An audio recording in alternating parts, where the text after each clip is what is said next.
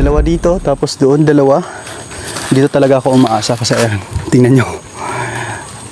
Halos walang tao yata na pumupunta rito mga bro. Talagang pinilit lang natin pumasok dito kasi parang sure ball tayo na makakahuli dito eh. Kagaya nito, ayan, medyo batak siya. Dalawa lang to eh. Tapos ayun,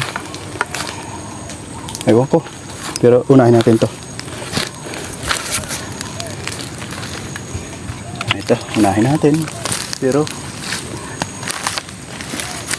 hangad-hangad muna tayo, baka may naka, wala to. Wala nga mga bro. Nakawala to kasi ano, ayan, malinis to yung pagtaan ko eh. Ngayon, ayan, may baso-basura na. Mali tayo ng kutob. Ayan, patunay lang yan na huwag tayong aasa sa kutob na hindi lahat ng kutob totoo.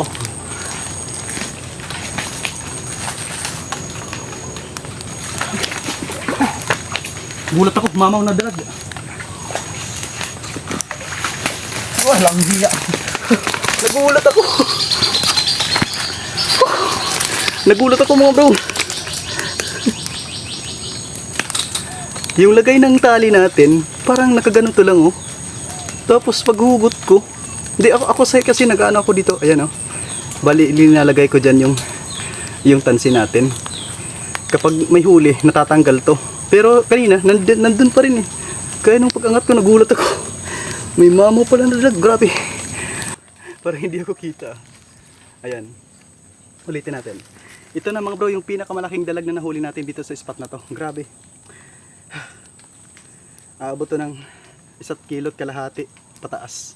Hindi bababa mga bro. Sure bull ako dun. Hindi ko na sasabihin na tansyahan lang to. Kasi sigurado na ako base sa laki niya at sa bigat.